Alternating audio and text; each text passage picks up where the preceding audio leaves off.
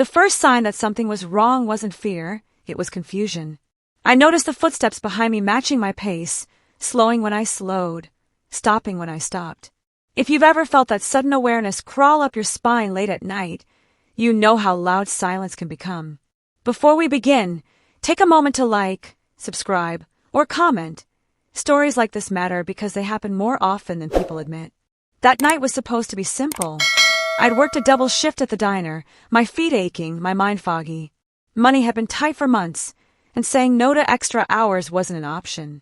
I told my mom I'd be home early, promised myself I'd take the bus and stay alert. I wasn't careless, I was just tired. I didn't grow up sheltered. I learned early how to be careful, how to keep keys between my fingers, how to walk with confidence even when I didn't feel it. But that night, exhaustion dulled my instincts. The streetlights flickered, stores were closing, and my phone battery hovered at 10%. When I finally sensed someone was watching me, not just passing by but focused, my chest tightened. I told myself not to overreact. Don't make a scene, my inner voice warned. Still, every step felt heavier, like the night itself was leaning in. I had no idea how quickly my ordinary walk home would turn into something I'd never forget. At first, I tried to rationalize it. It's just someone heading the same way, I told myself. I crossed the street. So did he. My stomach tightened, but I kept walking, pretending my heart wasn't pounding hard enough to hear. The city sounded different when fear crept in.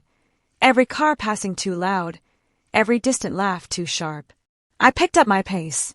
My shoes scraped the pavement faster, uneven. Behind me, the footsteps stayed steady. Not rushed. That scared me more. Someone who wasn't in a hurry had time. I replayed every warning I'd ever heard. Don't look back, don't engage, don't panic. But panic doesn't ask permission. It rises on its own. I reached into my bag and wrapped my fingers around my keys. My phone buzzed, low battery warning. I wanted to cry from frustration. I texted my mom anyway on my way. Almost home. I didn't tell her why my hands were shaking. I didn't want to sound dramatic. A man passed me going the opposite direction, and for a second I felt relief. I almost asked him to walk with me, but the word stuck. I didn't want to be embarrassed if I was wrong. That hesitation, those few seconds of doubt, felt dangerous. I glanced at a dark storefront window and saw the reflection. He was there, closer than before. My chest tightened, and I knew this wasn't my imagination anymore.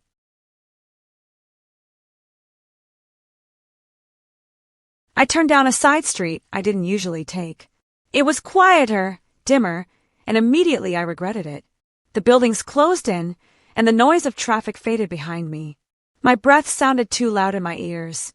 I told myself to stay calm, to think clearly, but fear makes thoughts slippery. Hey, a voice said behind me. My whole body went cold. I didn't answer. I walked faster, my muscles tense, my mind racing through options that all felt wrong. Run. Call someone. Scream. Each choice carried its own risk. I hated that I had to calculate survival instead of safety. Don't be like that, he said, closer now. I just want to talk. I felt anger rise through the fear. Talk about what? The entitlement in his voice made my hands shake harder. I wondered if anyone would hear me if I yelled. I wondered if anyone would help. Those thoughts hurt almost as much as the fear itself. I reached a locked gate and my heart sank. Dead end. I turned around slowly, keeping my distance, trying to look stronger than I felt. My mind screamed at me to stay alert, to notice details, his jacket, his stance, the way he blocked part of the sidewalk. I wasn't thinking about tomorrow or next week anymore. I was thinking about the next 10 seconds and how to get through them without everything going wrong. Time stretched in a strange way after that.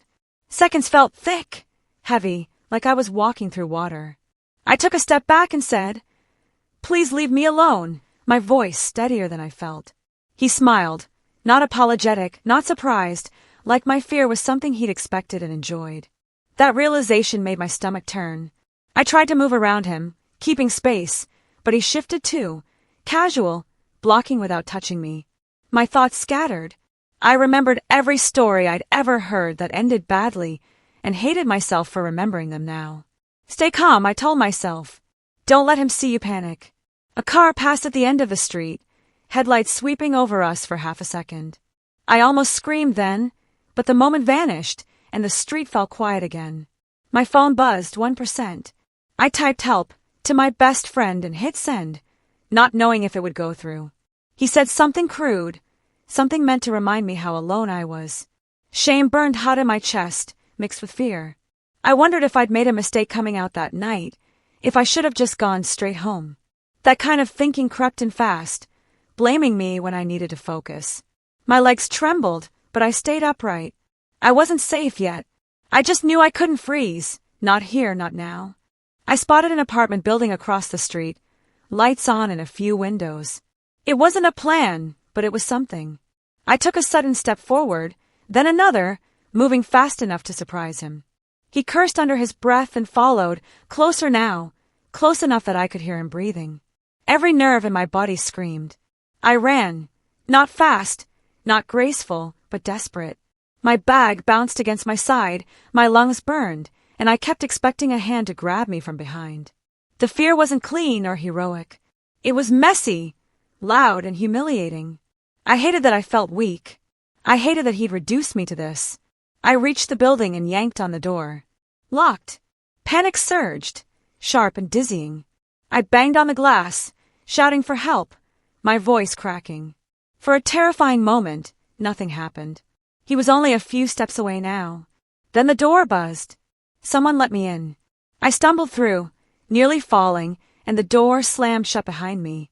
I pressed my back against it, shaking so hard I couldn't stand straight.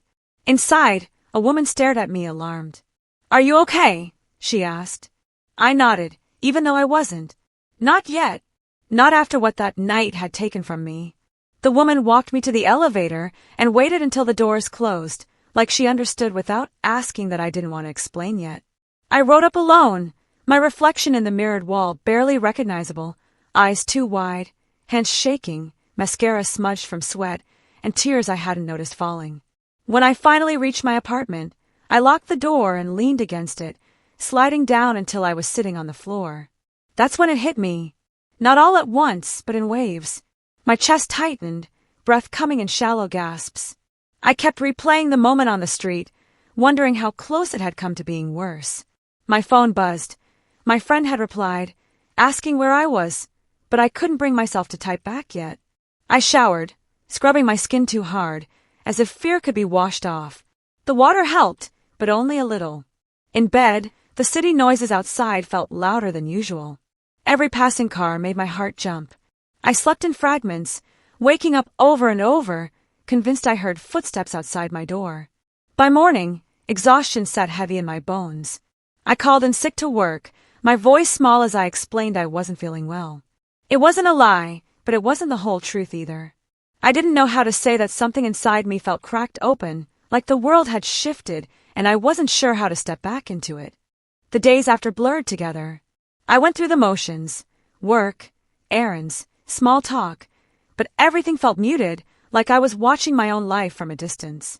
I avoided going out after dark, canceled plans, took longer routes home just to stay on busier streets. Part of me felt foolish for being so cautious. Another part knew I couldn't ignore what I'd felt that night. The exhaustion wasn't just physical. It was emotional, the kind that makes even simple decisions feel heavy. I kept thinking, this can't be how I live now, but the thought scared me because I didn't know what the alternative was. I didn't feel brave. I didn't feel strong. I felt tired and wary and unsure of myself. One evening, sitting alone on my couch, I finally admitted something I'd been avoiding. Pretending it hadn't affected me wasn't working. My heart still raced at shadows. My body still remembered. That realization didn't come with confidence or relief, just a quiet, unsettling awareness that something had changed. I wasn't ready to take action yet. I didn't even know what action would look like. But I understood, in a small, hesitant way, that ignoring my fear wouldn't make it disappear. And for the first time since that night, I let myself sit with that truth, unsure, scared, but no longer denying it. The turning point didn't come with courage. It came with honesty. One quiet morning, I stood in front of the bathroom mirror and admitted, out loud, that I was afraid. Not weak, afraid. There was a difference, even if it didn't feel empowering yet. I couldn't erase what happened, but I could stop pretending I was fine. I started small. I told one friend the full story, my voice shaking as I described the footsteps, the waiting, the way my body had frozen. She didn't interrupt or question me. She just listened. When she said, "That was terrifying, and it wasn't your fault," something inside me loosened. Not healed, just less tightly wound. I began thinking in practical terms, not dramatic ones. What would help me feel safer? I researched self-defense classes, saved emergency numbers on my phone, changed my routines. Each step felt risky in its own way, like acknowledging fear gave it power. But doing nothing felt worse. At night, doubt crept in. What if I'm overreacting? What if I'm letting one moment control my life? Still, beneath the fear was a fragile decision forming, not to be fearless, but to be prepared. I didn't know if it would work. I just knew taking action was harder than deciding to. The first self-defense class left me sore and embarrassed, fumbling through movements that didn't come naturally. I felt out of place among people who looked more confident than I felt. Driving home, I almost convinced myself not to go back. But I did. Progress was uneven. Some nights I slept better. Others, a passing stranger still made my heart race.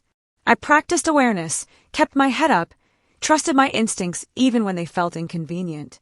There were setbacks, panic on a crowded train, a sudden urge to run when someone walked too close, but there were small wins too. I started reclaiming pieces of my routine. A short walk after sunset, a coffee with a friend that ran late. Each moment outside my comfort zone felt like standing on shaky ground, but I didn't collapse. That mattered more than I expected. Emotionally, the weight was still there, just lighter. I wasn't over it. I was moving with it. The fear no longer dictated every choice, it negotiated. And slowly, through repetition and patience, I began trusting myself again. Not because the world felt safer, but because I felt more capable of facing it, one careful step at a time. The outcome wasn't dramatic. There was no moment where fear vanished or justice arrived with perfect timing. What changed was quieter and more real. Months later, I noticed I was breathing normally again when I walked alone. I still stayed alert, but I wasn't trapped inside my head anymore. The night no longer owned me. I learned how to set boundaries without apologizing, how to trust discomfort instead of ignoring it, and how to ask for help without feeling ashamed. My routines adjusted, my confidence returned in pieces, and my world slowly expanded back to its original size. Not bigger, just mine again. The memory still exists, but it no longer defines me. I don't measure my strength by how fearless I am, but by how I kept going even when fear sat beside me. Healing wasn't about forgetting. It was about reclaiming control, choice by choice. If there's one lesson I carry forward, it's this. Surviving something frightening doesn't make you broken. It makes you aware.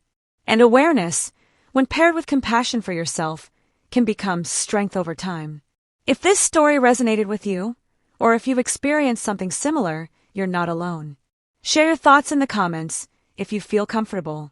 And if you want more real, human stories like this, don't forget to like and subscribe. Sometimes,